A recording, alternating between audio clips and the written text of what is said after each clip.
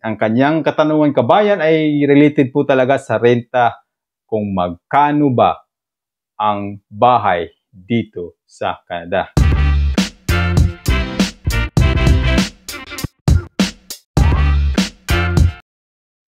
Welcome back puli kabayan! This is Dads from Dads Info TV, na isa pong OFW based dito sa Sudbury, Ontario, Canada. At kung bago ka pa lang sa ating channel kabayan, please consider to subscribe. Hit me notification bell kabayan, yung all mismo ha, para lahing updated sa ating mga ina-upload na videos. So in this vlog nga po kabayan ay sasagutin natin ang katanungan ni Garcia Wally or Wally Garcia, kasi napanood niya po kabayan yung ating nakaraang vlog last year pa ito kabayan, patungkol sa apartment tour dito sa aking tinitirhan. So nakatira po ako sa apartment kabayan. Ang presyo po nito is 1,400 Canadian dollars. Dalawa kami nakatira, hati kami monthly, so nasa 700 Canadian dollars ang binabayaran namin. Dalawang room po ito, tigi-isa kami, tapos isang bathroom sharing, pati din sa kitchen sharing kami, at saka isang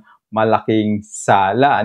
So yun nga po kabayan, sasagutin natin yung katanungan ni Garcia Wally, kasi ang kanyang katanungan kabayan ay related po talaga sa renta, kung magkano ba ang bahay dito sa Canada. Okay? Boss, may alam ka bang murang apartment sa Abbotsford, BC? Hindi ako sure kung tama yung pagka-pronounce ko, Abbotsford, British Columbia, Canada. Tinanong niya kung mura ba o may alam ba akong murang renta ng bahay o apartment sa Abbotsford, BC. So in this vlog kabayan, yan pong ating pag-uusapan kung magkano nga ba ang renta ng bahay dito sa Canada. So ayan kabayan, usapang renta ng bahay dito sa Canada. Okay, so sa tingin ko kabayan ay may dalawang paraan para malaman natin kung magkano ang renta ng bahay dito sa Canada kapag halimbawa ay lilipat ka sa ibang probinsya kapag nandito ka na sa Canada, o di kaya kapag nasa Pilipinas ka, tapos nagbabalak kayo pumunta ng iyong pamilya, mag-migrate dito sa Canada, o kaya estudyante ka, gusto mo mag-aral sa Canada, gusto mo malaman kung magkano ang presyo ng mga bahay, apartment, o mga room for rent dito sa Canada kabayan. Sa tingin ko may dalawang paraan. Okay? Ang unang paraan kabayan ay sumali ka sa mga Filipino Facebook group. O kaya kasi ang mga Pilipino ay meron po yung mga grupo sa Facebook, meron po yung mga community. Okay? Doon, maaari ka magtanong sa kanila kabayan, kasi may mga Pilipino na meron ng sariling bahay dito sa Canada. Yung iba nagpapa-open ng kanilang mga extra na room, o di kaya yung basement. Lalong-lalo na yung mga Pilipino na nakatira sa bahay. Okay. So yung unang paraan kabayan kung paano natin malaman kung magkano ang renta ng bahay dito sa Canada. Okay? So ang pangalawang paraan kabayan ay through online. Okay? Papakita ko po sa inyo kung paano maghanap ng murang tirahan dito po sa Canada. Okay? Let's do this. At para naman po sa pangalawang pamamaraan kabayan kung paano natin ma-check ang mga presyo ng renta ng bahay dito sa Canada, ay gagamit tayo ng laptop kabayan. Through online po ito ha. So sa Google, i-type nyo lang po ang rentals.ca. So ayan. Click nyo po yung kabayan. Okay? Since kabayan ay nagtanong po siya kung saang murang apartment sa Abbotsford, BC. So i-type nyo lang po kung kabayan yung state or city kung saan nyo gusto tumira dito sa Canada. Okay? So BC, ibig sabihin, British Columbia, isa sa mga probinsya ng Canada. Okay? So ang kagandahan nito kabayan sa website nito, kasi gumamit sila ng Google Map para mas lalo natin ma-locate ang mga properties na nais nating rentahan. So dito, ayan, rent. Ito yung presyo kabayan from lowest to highest. Ibabaan lang natin yung kabayan sa $2,000. Kasi sa tingin ko, pag sumubra na sa $2,000 kabayan, ay mahal na. kahit yung $2,000 ay mahal na po yan. Okay? Lalong-lalo na kapag minimum lang yung sahod, no? Tapos isa lang yung trabaho mo, ay mahal na po yung kabayan. Kaya mga Pilipino dito kabayan ay isa o dalawa o tatlo yung mga trabaho. Okay? Para lang po maka-coop up sa mga matataas na mga bayarin. Kasi mataas na po ang cost of living dito sa Canada. Types, so hayaan lang natin yan. Apartment, houses, condo, rooms. So hayaan lang natin yan. Bedroom, ayan. So, maghanap tayo ng 2-bedroom. Okay? Ayan. So, sa Google Map kabayan ay meron siyang mga properties, no? Ito yung pinapakita niya. Meron, ilan ba? Pumasok yung 4. Ayan, no? Isa, dalawa, itong dalawa. So, merong 1,499. Check natin yung kabayan ang property na ito. So, i-click lang natin. So, ayan yung property. Enlarge lang natin para makita natin yung loob. Take note lang kabayan na hindi to fully furnished. Hindi po yan kasama yung mga, mga gamit. So, ayan, no? Oh. Maganda, malawak yung room, pati yung kitchen. Medyo masikip dito banda. Pero maganda, mukhang bago pa ito siguro. Okay. So, tingnan natin yung details, So, ito yung address na, 1948 McCollum Road, Abbotsford, BC. So, check nyo yung details, kabayan. Para malaman natin yung detalye ng properties. Okay.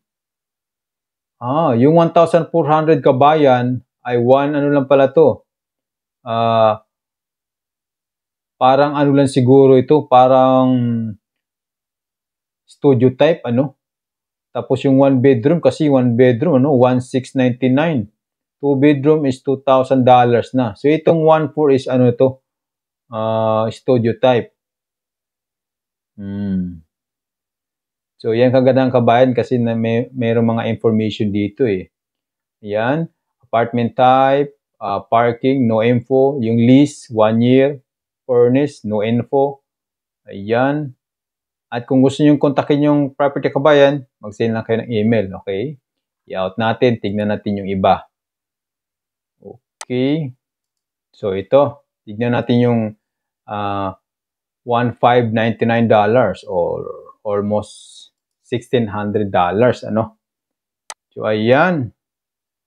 Palakihin na uli natin yung picture para makita natin yung property. Yan. Malaki ang niya, living room. Yung room malaki din. Okay. Kitchen malaki. Pwede na. Okay. So tignan natin yung details kabayan Lagi yung titignan yung details para malaman natin yung kung ano yung mga kasama dun sa properties. 1-bedroom lang pala yung kabayan, Yung 1,599 or 1,600, 1-bedroom lang pala yun. Ang 2-bedroom is $2,000. Ay, naku, napakamahal. Grabe. Apartment type, okay. Parking, no info. Less term, 1 year. Furnished, no info. Ayan. Grabe, napakamahal ng bahay sa British Columbia. Ay, naku. Grabe kabayan ang mahal ng bahay ngayon. Kung ang sahod mo ay minimum lang kabayan, ay naku, mahirap. Kaya talaga, mas maganda kung meron kang katuwang sa pagbabayad ng mga apartment dito sa Canada. Dapat kasama mo asawa mo, okay, or common law partner. Kasi napakamahal ng renta kabayan. Mamumulubi ka lalo kapag sahod mo ay minimum lang. So dito naman, yan, living room, kitchen, Toilet. Ayos. Okay. Then, check natin yung details. So, ano to 1,700 or $1,700 ang renta. Ito yung address, 31523 Upper McClure Road. Check natin ang details, okay? Okay. Scroll down natin pababa. Ito mas mura ito kabayan kasi 2 bedroom na $1,700 Canadian dollars. Ano? At ang kagandahan pa, utility included, hydro, electricity, water, heating, and Wi-Fi. So ito yung ano niya. Information ng property. House pala ito. Property type, house, parking, street, sa kalye. Ang kontrata, lease term is monthly. Fully furnished is no. So kabayan, diba? No ang furnished niya. No, ibig sabihin hindi kasama yung mga gamit Ayan, house ito kabayan. At saka yung belt ng bahay, year belt is 2020. Bago pa ito kabayan. Bago ito. So kung gusto nyo kontakin yung property administrator, ayan, mag-send lang kayo ng mail dyan. Di ba? Bago pa siya. Bago pa lang. Kitang-kita naman, malinis kabayan. Malinis yung bahay.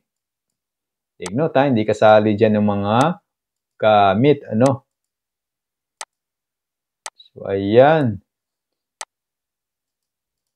So, ayan kabayan, grabe, Napakamahal ng mga properties dito sa Canada kabayan. Kung gusto mong magrenta ng mga bahay o kaya apartment, napakamahal talaga kabayan ngayon dito po sa Canada. Yan ang isa sa mga problema ngayon ng mga Pilipino, Kasi nga tumataas na po ang renta ng bahay, mga properties dito sa Canada kabayan. Kaya hindi kakayanin kung ang sahod mo ay minimum at isang trabaho lang, Kaya yung mga kababayan natin ay mayroong mga sideline, isa o dalawa, tapos kailangan mas maganda kung meron kang katuwang sa buhay na maghahanap buhay, okay? Kasi nga hindi po talaga kakayanin kabayan kung ikaw lang mag-isa na magtrabaho dito sa Canada. Unless kung single ka na pupunta dito sa Canada tapos mag-rent ka ng room, yun, pwede yun.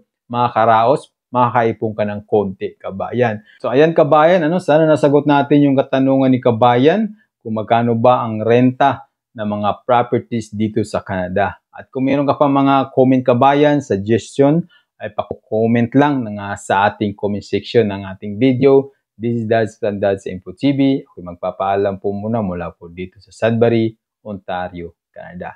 See you soon. Shukran.